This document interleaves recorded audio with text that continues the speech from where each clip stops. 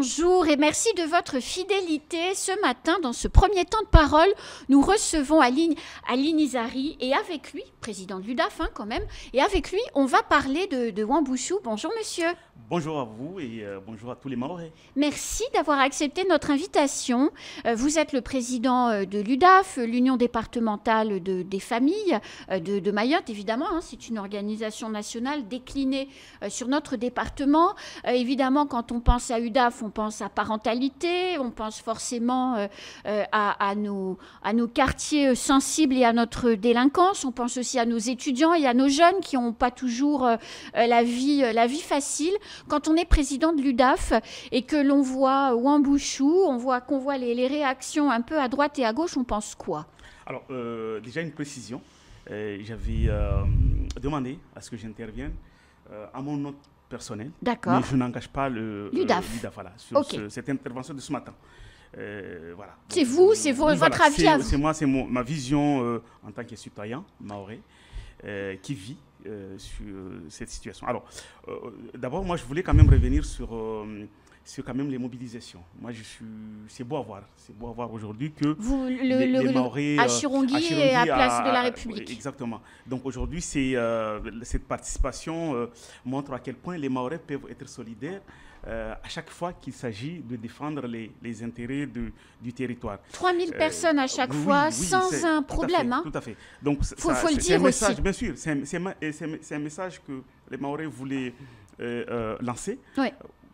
Au gouvernement, aux détracteurs du développement, parce que moi je les appelle finalement les détracteurs du développement du pays. C'est un message fort. Les Mahorais ont toujours été fiers de ce choix. C'est un choix de cœur. Donc ils le montrent tout le temps. Moi je suis très heureux de voir ces mobilisations entourées de drapeaux blanc, rouge avec l'hymne national. Vraiment, ceux qui croiraient que les Mahorais que c'est un choix imposé se trompent complètement. Il suffit qu'ils viennent dans ces mobilisations pour voir comment les Mahorais sont heureux de ce choix. Ça, c'est la première des choses que je voulais dire. La deuxième chose, bien sûr, c'est les attentes de cette opération. Je pense de Wambushu. Les Wambushu, bien sûr. Je pense que les détracteurs ont été précipités. Enfin, au début, vous avez compris qu'ils se sont précipités pour aller faire une mauvaise presse de cette opération partout. Et là, j'ai cru comprendre que l'opinion publique nationale a complètement changé. Il y a 75%, elle est favorable, voilà. 75%. Et alors qu'en réalité, cette opération vise 3 objectifs principaux. C'est à la fois, d'une part, bien sûr, l'immigration clandestine. Il faut réguler ça, il faut réglementer ça, il faut maîtriser cette affaire. Parce qu'aucun département ne supporte ce sujet. C'est le seul qui supporte malheureusement ce sujet. Le deuxième objectif, c'est quand même la lutte contre les violences. Mayotte est le théâtre des violences depuis quand même de nombreuses années. Et tout le monde était d'accord à ce qu'on trouve une solution. Et le troisième objectif, c'est la lutte contre l'habitat indigne. Parce que, en fait, ce qui se passe, c'est qu'on a l'impression que les Mahorais font une chasse à l'homme. C'est pas ça. En fait, je pense même que ces habitations de fortune, ce ne sont même pas des bidonvilles, parce que lorsqu'on regarde la définition des bidonvilles, c'est au-delà des bidonvilles. Ce sont des habitations qui sont situées dans des endroits qui sont exposés à tous les dangers, les inondations, les glissements de terrain, les risques sanitaires. Vous avez raison, nous avons vu, bien sûr, récemment, nous avons vu que, je crois que c'est dans la commune de Mamoudzou, à Ivaïbé, il y a un incendie. Parce qu'il y a des installations sauvages. Et il y en a eu, le même jour, il y en a eu un aussi à Ouangani avec une case en tôle qui faisait office de douka. Entre 6 et 10 congélateurs, tout a cramé. Tout à fait, sans parler de l'insalubrité. Bien sûr. C'est inhumain. Donc moi, si j'entends que des associations ou même des responsables politiques maintiennent ces personnes dans ces lieux, moi je dis non. C'est plus que pas possible. Aujourd'hui, est-ce que du côté du ministère des Affaires étrangères, du côté du gouvernement, est-ce que l'opération elle a été suffisamment préparée avec l'Union des Comores? Parce que il a fallu 2 jours d'opération, même pas un premier bateau qui part, c'était un bateau qui partait avec les expulsables de la semaine précédente. 2 jours et Moroni arrête déjà d'accepter ses ressortissants. Pour moi, c'est pas une surprise, c'est déjà du déjà vu. Vous savez que les Comores vont tout faire pour mettre ce département à genoux. Donc à chaque fois qu'ils ont l'occasion de le faire, ils le font. Je n'ai pas entendu aucune nation déplorer ce comportement irresponsable. Parce que lorsqu'on refuse ses propres ressortissants, là, il y a un problème. Bien sûr. Là, il y a un problème. J'ai jamais vu, c'est la première fois. Et même les concernés doivent se poser des questions. Donc pour moi, ce n'est vraiment pas une surprise. C'est le seul sujet depuis 40 ans que les Comores ont pour faire la pression partout, la question de Mayotte. Donc pour moi, ce n'est pas une surprise.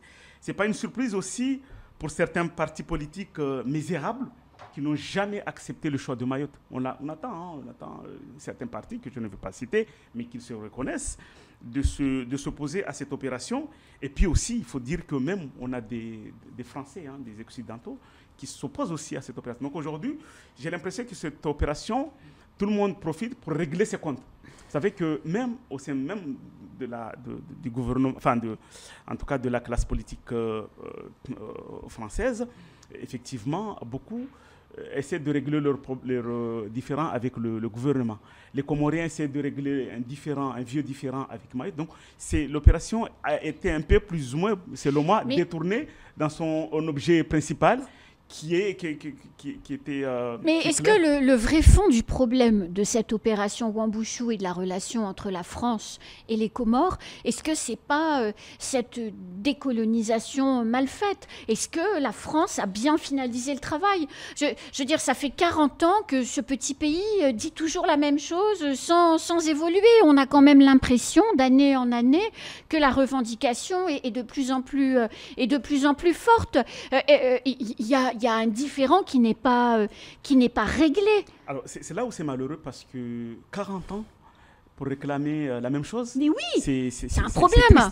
C'est triste pour les habitants de ces territoires. Bien sûr. Parce qu'il n'y a aucun projet économique, il n'y a aucun projet pour l'emploi, il n'y a pas de développement. Il y a rien. C'est comme si ils attendent que Mayotte soit intégrée dans ce giron comorien pour que le développement démarre. Moi, je ne pense pas que c'est ça. En fait, le sujet aujourd'hui, nous sommes dans une situation d'hypocrisie totale, parce que c'est une manière aussi pour eux de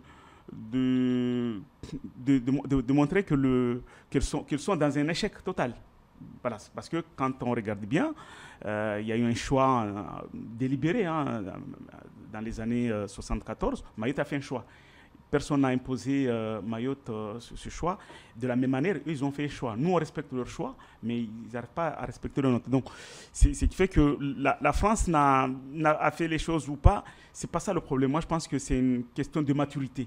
Il faut, à un moment donné, à une certaine génération, on change de mentalité, on pense à autre chose. Mais il ne faut pas calquer sur quelque chose, vendre de rêve. Parce que pour le gouvernement comorien, c'est le seul moyen de se dédouaner un peu de ses responsabilités. Oui, mais enfin, Émergence 2030 d'Azali Assoumani n'a aucune chance d'aboutir. On est en 2023 et le pays ne décolle pas. L'économie, c'est pas comme ça.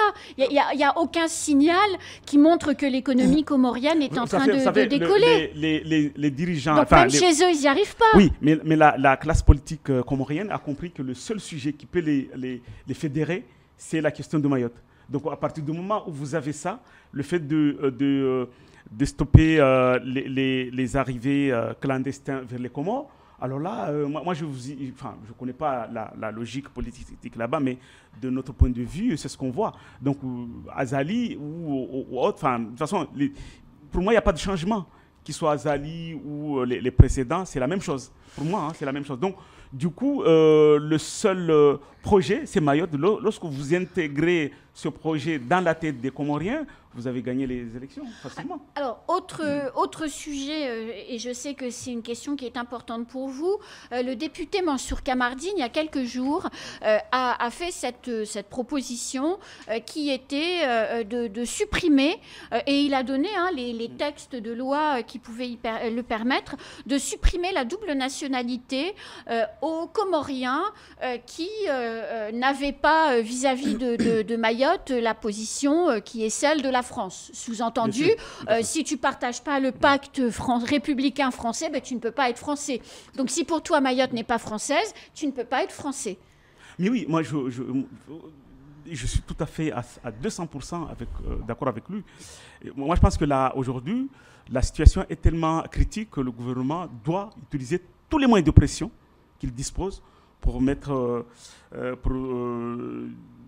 en tout cas, trouver une solution au gouvernement comorien. S'agissant, bien entendu, de la double nationalité, moi, je suis le premier à dire que nul ne doit pas avoir une double nationalité. Je pense qu'aujourd'hui, la France doit légiférer là-dessus.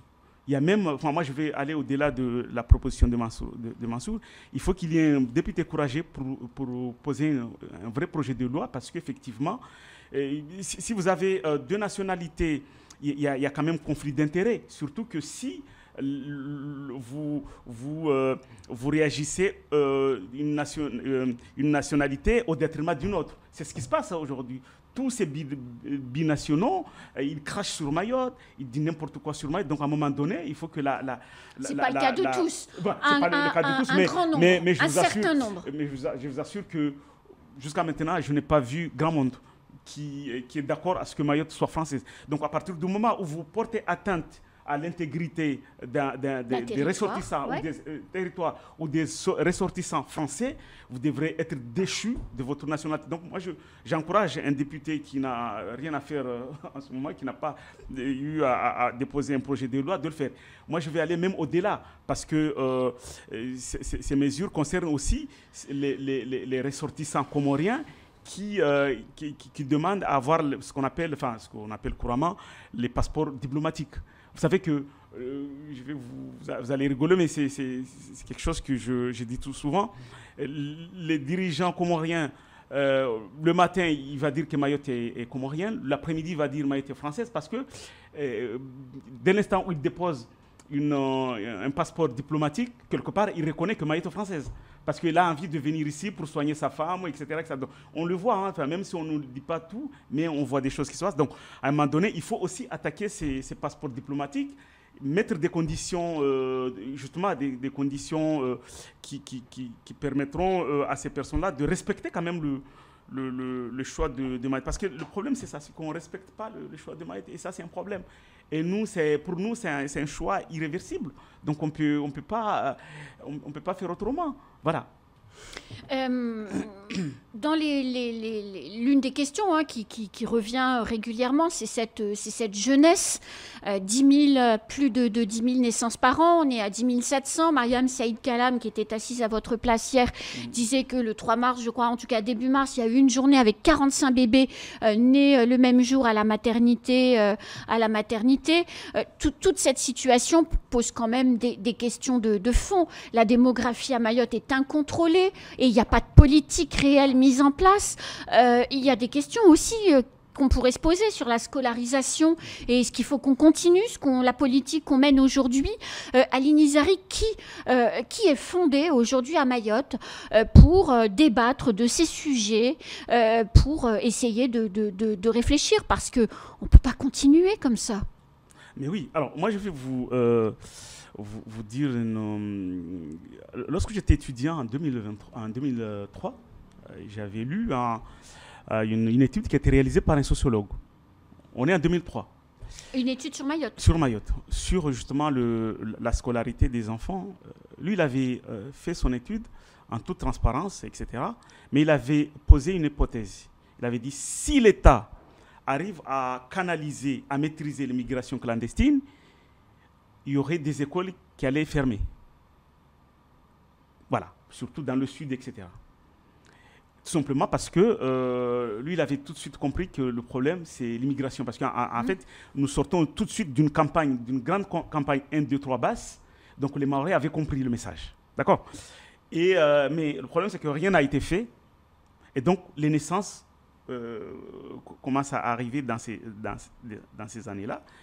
Et de toute façon, ce n'est pas moi qui le dis, c'est l'INSEE. Hein. Vous avez vu les chiffres de l'INSEE récemment, que la majorité, ou voire même 80% de ces enfants sont des parents issus de l'immigration. 75%. Voilà. Donc, des vous mamans imaginez sont très bien étrangères. que la solution, on revient toujours sur la case de départ, c'est-à-dire que dès l'instant où il n'y aura pas une maîtrise de l'immigration, on va gérer encore ce problème d'enfants. Ces enfants-là ne poussent pas. Hein. Il n'y a pas des arbres ici. Voilà, il n'y a pas une plante qui pousse. Qui fait voilà. pousser les enfants. Mais on fait croire que quand on est à Mayotte, on aura la nationalité. Enfin, il y a tout un débat. Moi, ce qui n'est pas vrai. Voilà, ce qui n'est pas vrai. Moi, je ne suis pas un spécialiste de la question. Mais voilà, je pense que la question a été déjà posée il y a une vingtaine d'années. Donc, la réponse reste la même. Voilà. Merci beaucoup, Aline Izari. Merci à vous aussi. Merci d'avoir donné votre point de vue, parce qu'effectivement, sur Kwesi, le micro est ouvert et on peut venir donner son point de vue comme vous l'avez fait en tant que citoyen. Merci beaucoup à vous et à très bientôt. Narumbouche.